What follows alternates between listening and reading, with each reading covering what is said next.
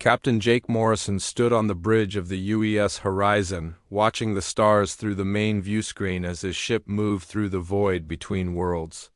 The year was 2387, and humanity had spread across 12 star systems in just over a century since they first left Earth. Each new world brought fresh hope and new challenges, but Jake had never seen anything like what waited for them near the mining colony of New Denver. The call had come 3 days ago from the colony's administrator, REPORTNG, string ships at the edge of their system. The vessels didn't match any known human design, and they weren't responding to communication attempts. Jake's orders were simple: make contact, assess the situation, and report back to Earth. What he found changed everything. The alien ships were beautiful in a way that made Jake's chest tighten with worry.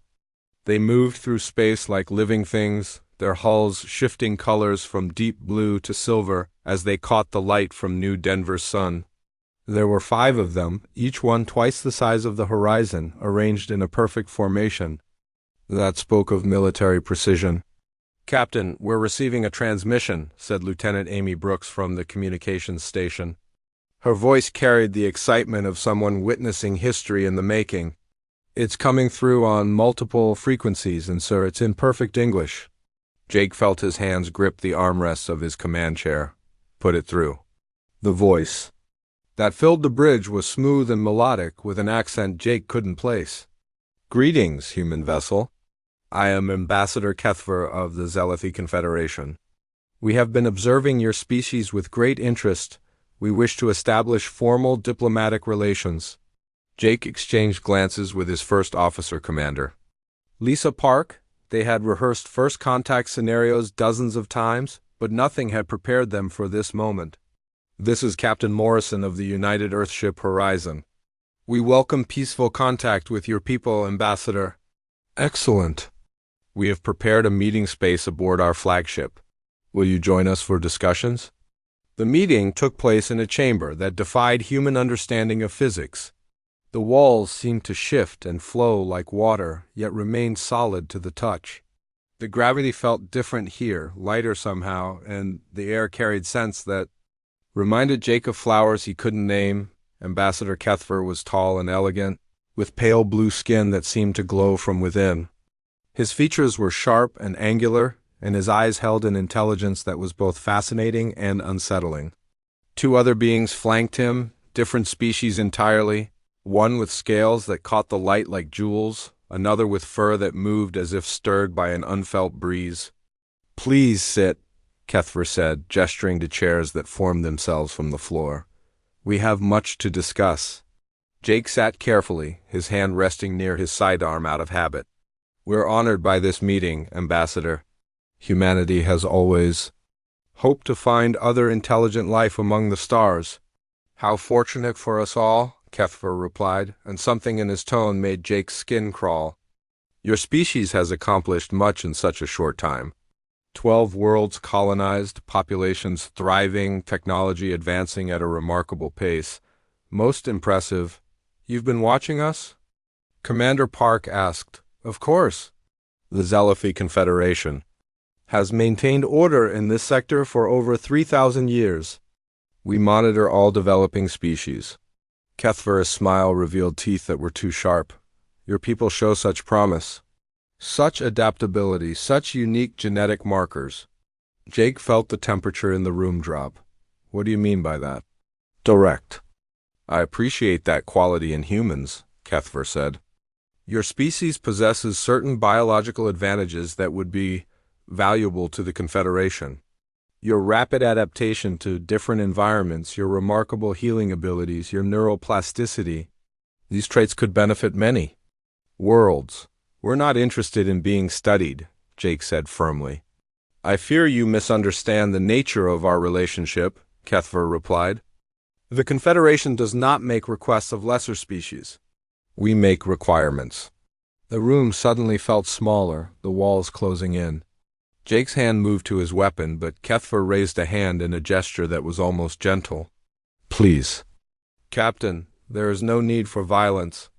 We are prepared to offer your species a generous arrangement. Immediate relocation to comfortable preservation worlds where your people will be well cared for. Your unique biological properties will be studied and harvested for the greater good of the galaxy. Harvested? Commander Park's voice was barely a whisper. Nothing fatal initially, Kethver assured them. Your species will be maintained at optimal population levels. Some individuals will be selected for enhanced study, others for genetic material extraction. The process is quite refined. Jake stood slowly, his mind racing. And if we refuse? Refusal is not an option. However, resistance will result in less comfortable accommodations. Kethver's pleasant expression never wavered. We have 7 member species in our confederation, Captain. Each one initially resisted our guidance. Each one eventually learned to appreciate the benefits of cooperation. You're talking about slavery, Jake said. Such an ugly word. We prefer to think of it as guided evolution. Your species will contribute to something greater than themselves. Jake looked around the room, noting the positions of the guards, the distance to the door, the weapons the aliens carried. We need time to consider your offer. Naturally. We are not unreasonable. Kethver stood, towering over the humans. You have one of your days to return to your people and explain the situation. We will expect a formal surrender from your governing bodies within 1 week. After that, we will be forced to collect your people by other means. The trip back to the horizon felt like a nightmare. Jake's hands shook as he entered the command codes to unlock the ship's communication array. The message he sent to Earth was brief but clear. Humanity faced extinction or slavery at the hands of a vastly superior alien force. As the horizon jumped to faster than light speed, racing toward human space with its terrible news, Jake stared at the stars and wondered if he was looking at humanity's future graveyard. Behind them, the Zelethi ships began to move, their beautiful hulls catching the light, as they prepared to deliver their ultimatum to every human world. The age of innocence was over. The age of survival was about to begin. The emergency session of the Human Colonial Defense Council lasted 18 hours without a break. Admiral Lisa Carter sat at the head of the table, her face grim as she watched the holographic display showing every human world in known space. Red dots marked the locations where Zelethi fleets had been spotted, and there were far too many of them. The enemy has positioned forces at the edge of all our systems, reported General Paul Hayes, his voice heavy with exhaustion. Our scouts count over 1,500 ships total, maybe more. Each one is at least twice the size of our largest vessels.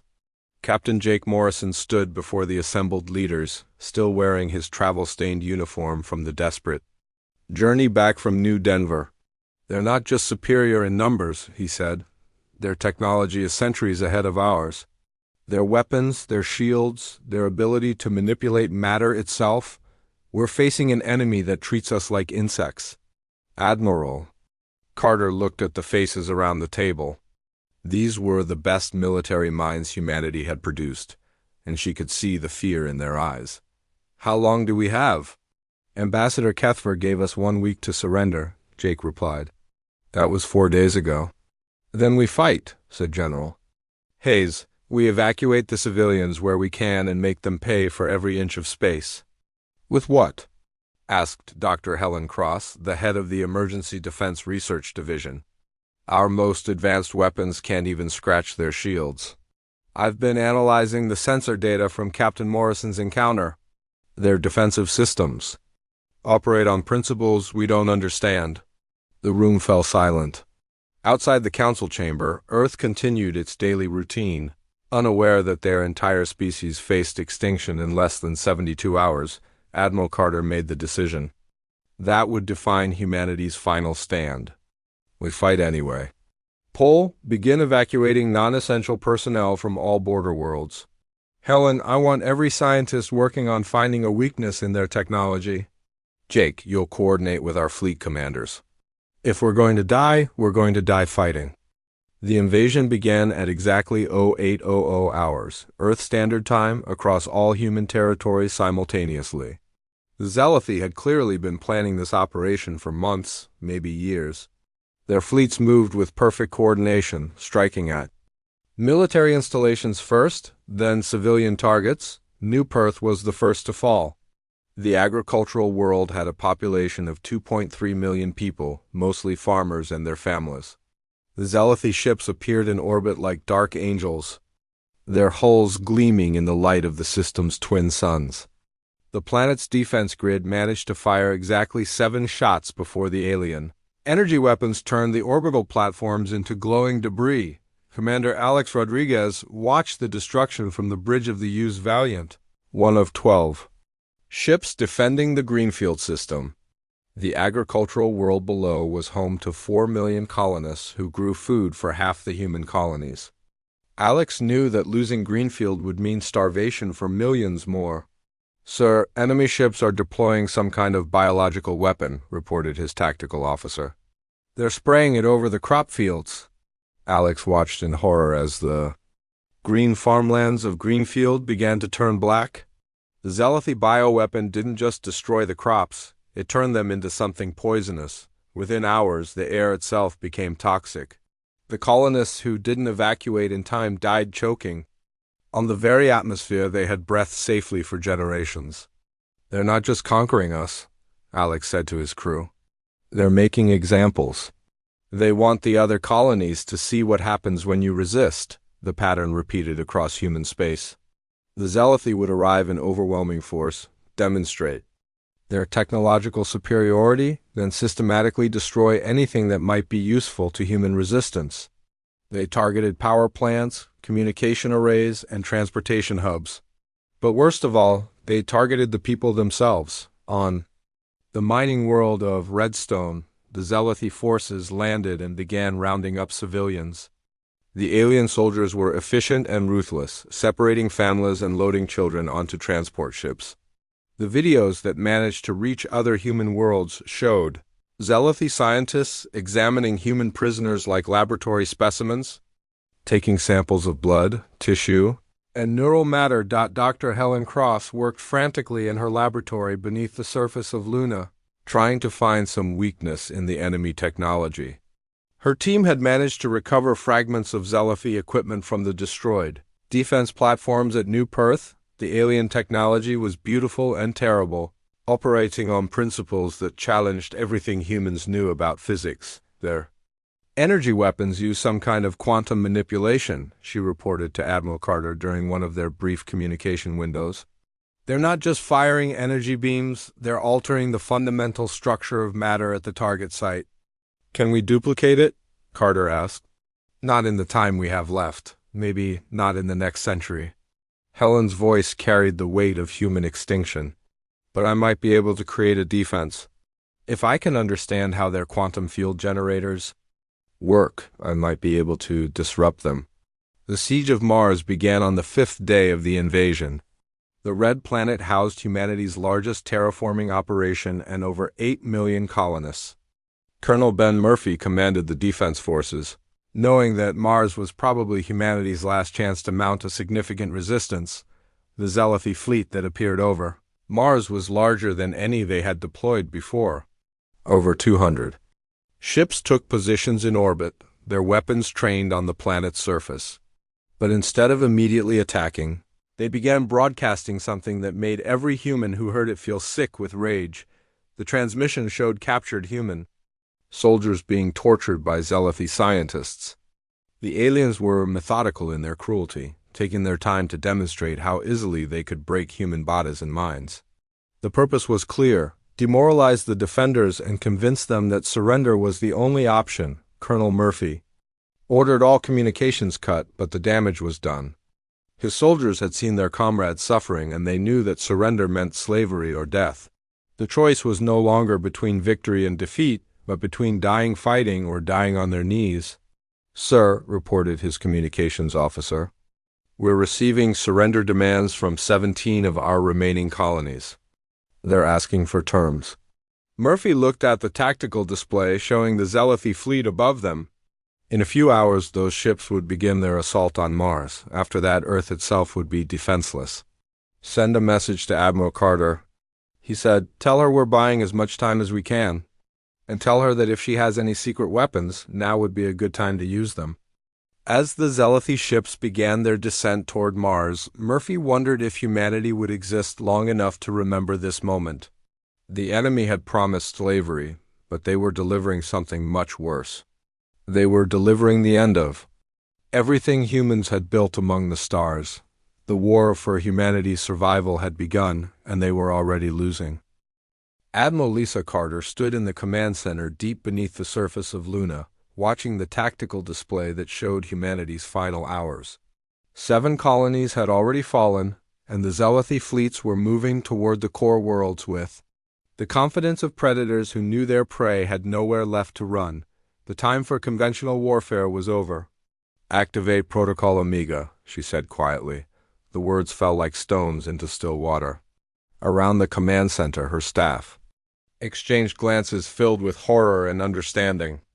Protocol Omega was the plan nobody wanted to use, the strategy that meant accepting defeat while denying the enemy their prize. General Paul Hayes stepped forward, his face pale. "Admiral, once we give that order, there's no going back." "We're talking about destroying everything we've built?" "They're going to destroy it anyway," Carter replied. "The only question is whether we let them use our own infrastructure against us." The first colony to implement Protocol Omega was New Sydney, a thriving world of 6 million people on the edge of human space. Governor Rick Stone had received the coded transmission from Earth just as Zealoty ships appeared at the edge of his system. The enemy fleet was massive. Over 50 vessels arranged in the same perfect formation that had crushed every human defense so far. Stone looked at the activation key in his hand, a simple device that would trigger the fusion reactors beneath every major city on his world. The colonists had been evacuated to the underground shelters, but many would not survive what was coming. The choice was horrible and simple: die free or live as slaves. "All stations, this is Governor Stone," he broadcast across the colony's communication network. "Protocol Omega is now in effect. May God forgive us for what we're about to do." The explosions began in the capital city and spread outward like a wave of destruction. The Zealoty fleet, expecting easy conquest, found themselves orbiting a world of fire and radioactive ash. Their ground forces landed on a planet that could no longer support any life. Human or alien. Ambassador Kethver watched the destruction from the bridge of his flagship, his elegant features twisted with rage. "They would rather die than serve," he said to his subordinates. "How primitive, how wasteful." "Sir, we're receiving similar reports from 12 other human worlds," reported his tactical officer. "They're destroying their own colonies rather than surrender them." Kethver's sharp teeth gleamed as he smiled. "Then we will make examples of those who remain. Begin the executions." The siege of Mars became humanity's desperate last stand. Colonel Ben Murphy had turned the terraforming stations into fortresses, using the massive atmospheric processors as weapons platforms. The red planet's thin atmosphere worked in humanity's favor, making it difficult for the Zealoty to use their biological weapons effectively, but the enemy had other methods of breaking human resistance. They began broadcasting live executions of captured prisoners, showing human soldiers and civilians being killed slowly and methodically. The Zealoty took special pleasure in demonstrating their technological superiority, using their advanced medical knowledge to keep victims alive far longer than should have been possible. "They're trying to break our will," Murphy told his officers as they watched another horrific broadcast. "They want us to surrender out of mercy for the prisoners." "Maybe we should," suggested his second-in-command, Major Kate Davis. "If we give up now, maybe they'll stop the killing." Murphy shook his head. "They're not going to stop. This is what they do. They break species, not just their bodies, but their spirits. If we surrender, they'll just take their time destroying." U.S. On Europa Station, Captain Nina Walsh was discovering the terrible truth about the Zealoty Confederation. Her team had managed to intercept and decode several enemy transmissions, and what they found made her blood run cold. The Zealoty had never intended to preserve humanity at all. Their talk of guided evolution and comfortable preservation worlds was nothing but lies designed to make conquest easier. The intercepted files showed the true plan: complete harvesting of human genetic material, followed by total extermination of the species. "They've done this before," Walsh reported to Admiral Carter during a brief communication window. The files mention at least 6 other species that went through the same process. The Zealothi would conquer them, study them, take what they wanted, then eliminate them entirely. Carter felt something cold settle in her stomach. How many others? Dozens, maybe hundreds over the centuries. They're not building an empire, Admiral. They're collecting trophies. The revelation changed everything. The human leadership had been operating under the assumption that surrender might save some lives. That cooperation might lead to survival for at least part of the species. Now they knew the truth. The Zealothi planned to kill every human being. In the galaxy dot in her laboratory beneath Luna's surface, Dr. Helen Cross was making discoveries that would have seemed impossible just weeks before. The fragments of Zealothi technology she had been studying were revealing secrets that the enemy had kept hidden for millennia. Their entire civilization is built on quantum entanglement, she explained to her research team. Every ship, every weapon, every communication device is connected through something they call the Unity Web. It's how they coordinate their fleets across impossible distances. Her assistant, Dr. Frank Miller, looked up from his analysis station. "That's incredible. But how does it help us? We can't build quantum entanglement systems in the time we have left." Helen stared at the alien technology, her mind racing. "Maybe we don't need to build them. Maybe we just need to break them." Commander Alex Rodriguez was leading the survivors of the Greenfield Defense Fleet in a desperate guerrilla campaign from the asteroid belt. His ships were heavily damaged and running low on supplies, but they had discovered something important. The Zealothi were vulnerable when separated from their main fleets. "They're too used to easy victories," he told his remaining captains during a strategy meeting aboard the damaged UES Valiant. "When we hit their supply ships, they panic. They don't know how to fight an enemy that won't stand still and die." The hit-and-run attacks were taking their toll on the Zealothi forces. Their perfect formations were designed for overwhelming superior firepower, not for hunting scattered raiders through asteroid fields. Rodriguez's crews were using human desperation and ingenuity to turn the enemy's strengths against them, but everyone knew it was only a matter of time. The Zealothi had thousands of ships, and humanity had less than 100 scattered across the entire galaxy. The mathematics of extinction were simple and brutal on Earth. The final evacuation ships were preparing to leave the cradle of humanity. The planet's defense grid was being prepared for one last battle, but nobody expected it to last long against the massive Zealothi fleet moving toward the Sol system. Admiral Carter watched the preparations from her command center, knowing that she was probably looking at the last days of human civilization. The Zealothi had made their intentions clear: total conquest followed by total extermination.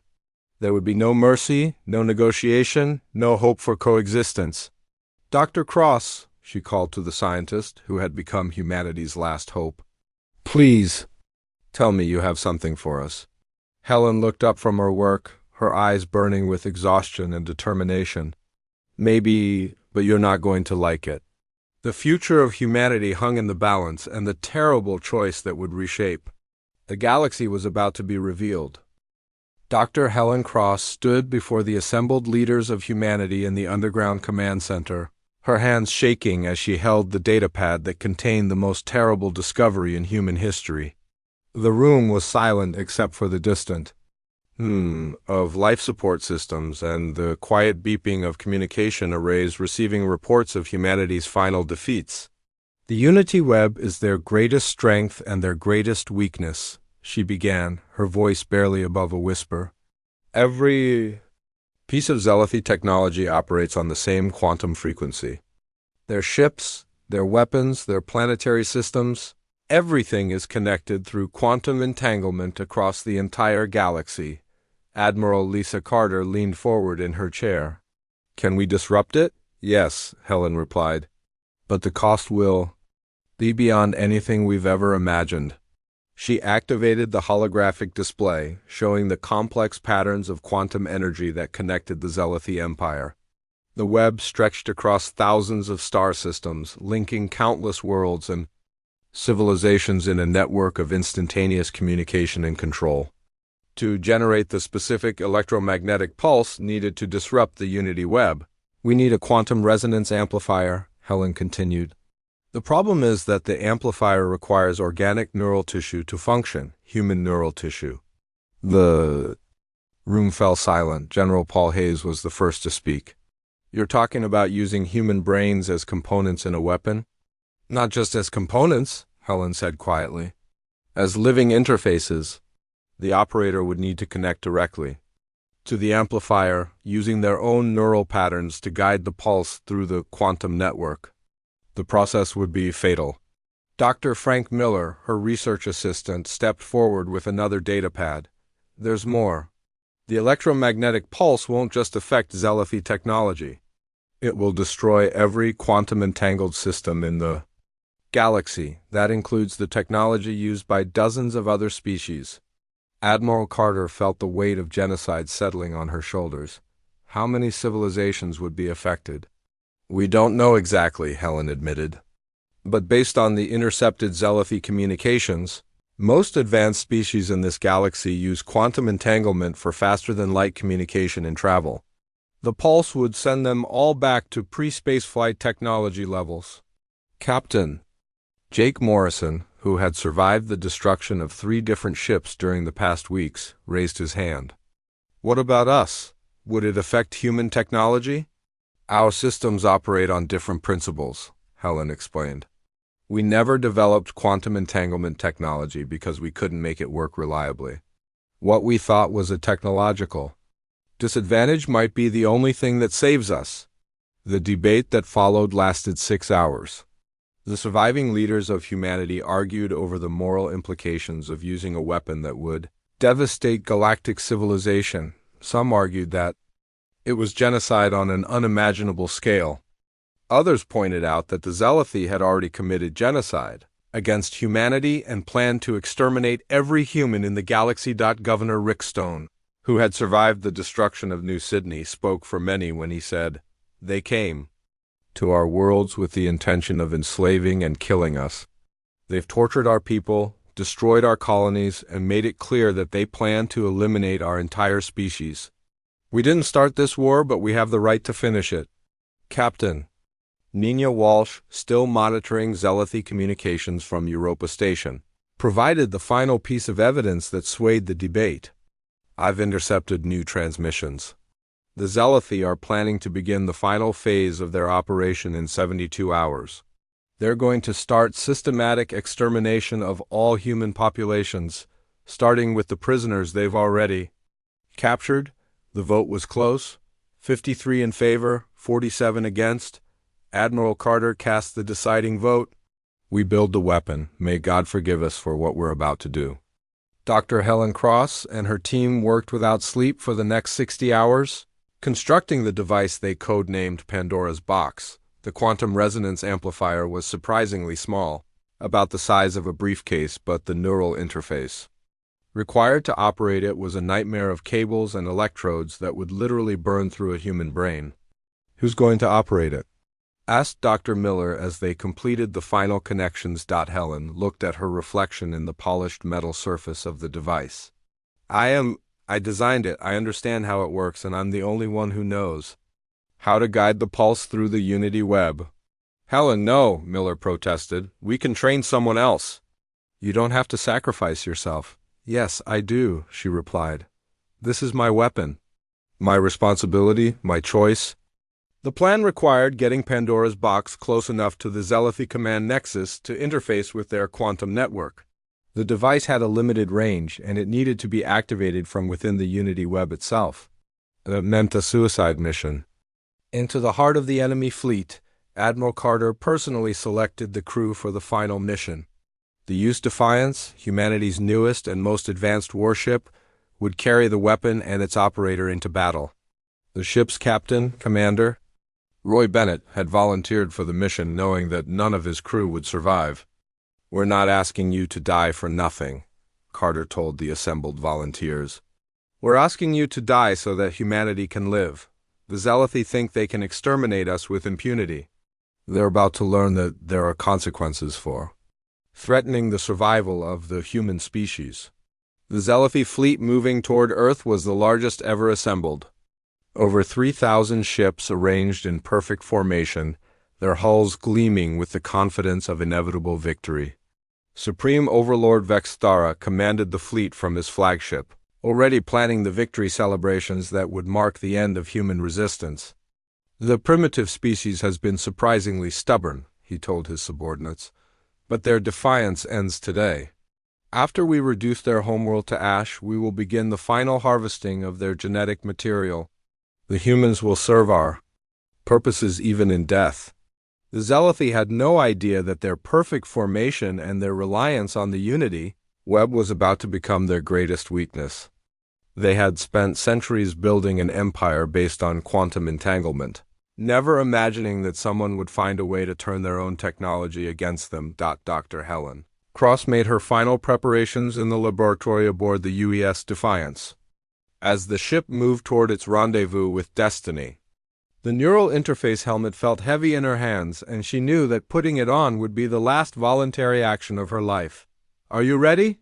asked Commander Bennett over the ship's communication system. Helen looked at the weapon she had created, the device that would either save humanity or damn them forever, as ready as anyone can be to commit genocide.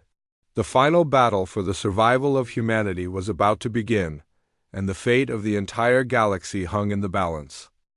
The final battle began in the space between Jupiter and Mars, where the massive Zealothi fleet had positioned itself for the assault on Earth. Admiral Lisa Carter watched from the command center on Luna as the UES Defiance led the last 187 ships of humanity into what everyone knew would be a hopeless fight. The Zealothi formation was a thing of terrible beauty. Over 3,000 ships arranged in perfect geometric patterns that spoke of mathematical precision and absolute confidence. Their hulls gleamed like jewels against the black of space, energy shields shimmering around each vessel like halos of death. Commander Roy Bennett stood on the bridge of the Defiance, his hands steady on the command console despite knowing that he was leading his crew to certain death. In the ship's laboratory, Dr. Helen Cross made her final preparations with Pandora's box, the quantum resonance amplifier that would either save humanity or destroy the galaxy. "All ships, this is Admiral Carter," came the transmission from Luna. "Today we fight not just for our own survival, but for the right of every species to exist free from slavery and extermination. The enemy believes we are primitive, that we will break and beg for mercy when faced with overwhelming force. They are about to learn what it means to threaten the human race." Supreme Overlord Vextara watched the approaching human fleet from his flagship with something approaching amusement. The human ships were tiny compared to his vessels, their weapons pathetic by Zealothi standards, their formation ragged and desperate. It would be a massacre, and he intended to record every moment for posterity. "Open a communication channel to the human fleet," he ordered. "Let us offer them one final chance to surrender with dignity." The face that appeared on the screens of every human ship was elegant and cruel, with pale blue skin and eyes that held the cold intelligence of a species that had conquered the galaxy through 3 millennia of calculated brutality. "Human warriors," Vextara began, his voice smooth and mocking, "your courage is admirable but pointless. Surrender now, and I promise you and your crews a quick death. Continue this futile resistance, and I will ensure that your homeworld burns slowly while your people scream for mercy that will never come." The response came from Admiral Carter herself, her image broadcast to every ship in both fleets. "Overlord Vextara, you came to our worlds seeking easy prey. You found our children defenseless, so you tortured them. You found our people peaceful, so you enslaved them. You promised us extinction because you believed we had no choice but to accept it." Carter's voice grew harder, carrying the weight of every human who had died in the past weeks. "You were wrong about us, Overlord. You made one critical mistake. In your calculations, you assumed that mercy was weakness, that the desire for peace meant we were incapable of war. Today you learn the difference between a species that chooses peace and a species that is incapable of violence. Vexthara's expression shifted from amusement to irritation. Your words are meaningless, human. Begin the attack. Show them what happens to species that dare to defy the Confederation. The battle erupted across 1,000,000 cubic kilometers of space. Zealothi energy weapons lanced through the darkness, their quantum disruptors tearing apart human ships with casual efficiency. A human fleet scattered and reformed, using tactics born of desperation and the knowledge that every second they survived bought time for the Defiance to reach its target. Captain Nina Walsh commanded a squadron of fighters in a suicidal charge. Against the Zealothi flagship, her small ships weaving between the massive alien vessels like insects attacking giants. Her pilots knew they were going to die, but they also knew their sacrifice might give Dr. Cross the opening she needed. This is for every human child they murdered, Walsh shouted over the communication channel as her fighter exploded against a Zealothi shield. This is for every world they destroyed. This is for the future they tried to steal from us. Commander. Alex Rodriguez led the survivors of his guerrilla fleet in coordinated strikes against the Zealothi command ships, using the asteroid belt's debris as cover. His battered vessels were no match for the enemy's technology, but they had learned to fight dirty, to strike where the aliens least expected and vanish before they could respond. Target their communication arrays, he ordered his remaining captains. If we can disrupt their coordination even for a few minutes, it might be enough. The human fleet was dying ship by ship, but their sacrifice was working. The Zealothi formation was breaking apart as commanders tried to respond to attacks from multiple directions. The perfect geometric patterns that had served them so well against conventional enemies became a liability against an enemy with nothing left to lose. On the bridge of the Defiance, Commander Bennett watched his tactical display with grim satisfaction. The ship was taking heavy damage, its shields failing and hull buckling under Zealothi fire, but they were almost within range of the quantum network interface point. Dr. Cross, we're 30 seconds from position, he announced over the ship's communication system. Are you ready? In the laboratory, Helen placed the neural interface helmet on her head, feeling the electrodes make contact with her skull. The quantum resonance amplifier hummed with barely contained energy, waiting for her consciousness to guide it into the Unity web. I'm ready, she replied, though her voice shook with the knowledge of what was coming.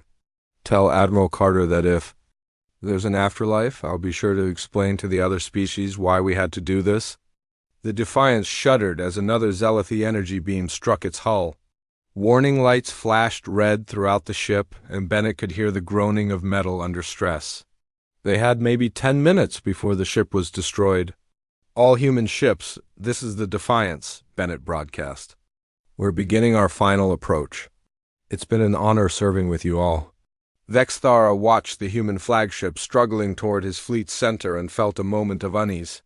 The ship was clearly doomed, but its trajectory suggested purpose, rather than desperation. The human captain was aiming for something specific. Focus all fire on that vessel, he ordered. Destroy it before it reaches the command nexus. Dr. Helen Cross felt the neural interface activate, and suddenly her consciousness was pulled into a realm beyond physical space. She found herself floating in the Unity web, surrounded by streams of quantum energy that connected every Zealothi ship, every world, every piece of technology in their vast empire. The scope of it was breathtaking and terrifying. She could see the connection stretching across the galaxy, linking thousands of civilizations in a network of control and domination. But she could also see the weakness, the single frequency that held it all together. With her last conscious thought as a human being, Dr. Helen Cross reached out through the Unity web and triggered the pulse that would reshape the galaxy forever. The quantum pulse traveled through the Unity web faster than light itself, racing across the galaxy in a wave of electromagnetic destruction that reached every corner of Zealothi space within minutes. Dr. Helen Cross felt her consciousness riding the pulse like a surfer on a tsunami of energy, watching as the network that had held an empire together for 3,000 years simply ceased to exist, On the Zelethi flagship, Supreme Overlord Vexthara was giving orders to destroy the human ship when every system around him went dark. The lights failed, the artificial gravity cut out, and the elegant displays that had shown him his vast fleet winked out one by one. Emergency power kicked in for a few seconds, just long enough for him to see his perfect formation of 3,000 ships falling silent and dark against the stars. "What is happening?" he demanded, but his communication officers couldn't answer, because their equipment no longer functioned. The Unity web that had connected every piece of Zelethi technology was gone, leaving them isolated and helpless in the void. The pulse didn't stop with the Zelethi fleet. It raced outward through quantum space, following the entanglement connections to every world, every ship, every piece of advanced technology that the Confederation had built or conquered.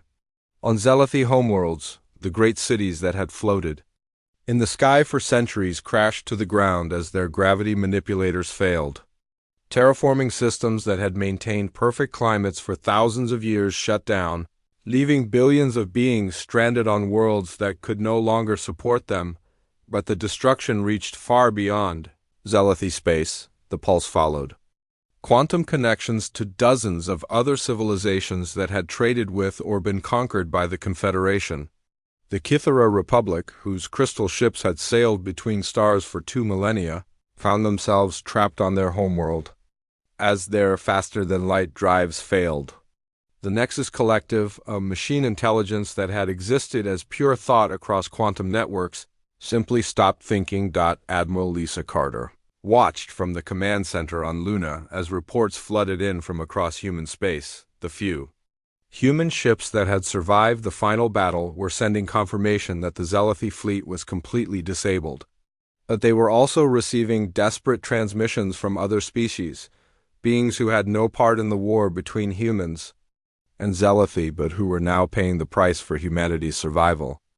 "Admiral, we're getting distress calls from 17 different species," reported her communications officer. "Their technology has failed across the board. Some of them are begging for help." Carter felt the weight of what they had done settling on her shoulders like a lead blanket. They had saved humanity by destroying galactic civilization itself. The moral calculus was simple and terrible: billions of humans saved, but potentially trillions of other beings doomed to isolation and technological collapse. In the wreckage of the Zelethi fleet, Vexthara floated in the emergency shelter of his command center, breathing recycled air and trying to comprehend the magnitude of the disaster. His perfect ships were nothing but metal shells drifting in space. His vast empire was reduced to isolated worlds that could no longer communicate with each other. The humans had done something that should have been impossible. "Sir," whispered one of his surviving officers, "the emergency pods are reporting that some crew members want to surrender to the humans. They're asking for mercy." Vexthara laughed, a sound like breaking glass. "Mercy? From the species we came to exterminate? They won't show us mercy. They've shown us something far worse. They've shown us what it means to be truly defeated." The aftermath unfolded over months and years. Humanity emerged from the conflict as one of the few spacefaring civilizations still capable of faster-than-light travel. Their quantum-resistant technology, once considered primitive, now gave them an enormous advantage in a galaxy where most other species had been reduced to pre-space flight capabilities. Human rescue ships began appearing at devastated worlds, offering aid to species that had been their enemies' allies just weeks before. The response was mixed. Some welcomed human help with desperate gratitude. Others cursed humanity as the destroyers of galactic civilization, calling them the galaxy killers and swearing revenge they would never be able to carry out. The Zelethi survivors were scattered across hundreds of dead ships and failing colonies. Many died in the weeks following the pulse as life support systems failed and rescue never came. Others managed to establish basic settlements on habitable worlds, but they were reduced to Stone Age technology virtually overnight. Some Zelethi groups sent messages to human ships, begging for assistance and offering to serve humanity in exchange for basic survival supplies. The irony was not lost on anyone. The species that had come to enslave humanity was now begging for scraps from human tables. Captain Jake Morrison, now commanding one of the rescue fleets, found himself face to face with Vexthara on a dying Zealothi world. The former Supreme Overlord was a broken figure, his elegant features gaunt with starvation, his perfect uniform replaced by salvaged rags. "You destroyed everything," Vexthara said, his voice barely a whisper. "Billions of years of evolution, thousands of civilizations, all of it gone because you refused to accept your place in the natural order." Morrison looked at the being who had ordered the torture and execution of countless humans. "You came too? Our worlds with the intention of wiping us out. You told us that resistance was futile, that mercy was weakness. We learned from you. This isn't mercy," Vexthara replied. "This is revenge on a galactic scale." "No," Morrison said quietly. "This is survival. We didn't want to be monsters, but you gave us no choice. You taught us that in this galaxy the only options are to rule or to be destroyed. Humanity began establishing a new galactic order built on the ashes of the old. They offered membership in a human-led confederation to surviving species, providing technology and protection in exchange for cooperation. Most accepted, having little choice in the matter, Admiral Carter, now elderly and bearing the title of Supreme Commander of Human Space, stood on the observation deck of the orbital station above Earth. She watched as human ships departed for distant worlds, carrying settlers and soldiers to establish humanity's dominion over a galaxy they had been forced to inherit. A young officer approached her with a datapad showing casualty estimates from the quantum pulse. The numbers were staggering. Entire civilizations reduced to barbarism. Billions dead from the collapse of technological infrastructure. Whole species extinct because they couldn't adapt to life without quantum technology. "Do you ever regret the decision?" the officer asked. Carter was quiet for a long moment, watching Earth turn slowly beneath them. The blue world looked peaceful and innocent, giving no sign that it was now the capital of a galactic empire built on the bones of its enemies. "They begged for mercy when it was too late," she finally said. "We chose to survive when mercy was never an option. History will call us monsters or saviors, but either way, we're still here." The young officer left her alone with her thoughts. Carter remained at the window, looking out at the stars that now belonged to humanity. They had won their war for survival, but the price of victory was the knowledge that they had become the very thing they once feared, a species that would destroy entire civilizations to protect their own existence. The galaxy would never be the same, and neither would humanity.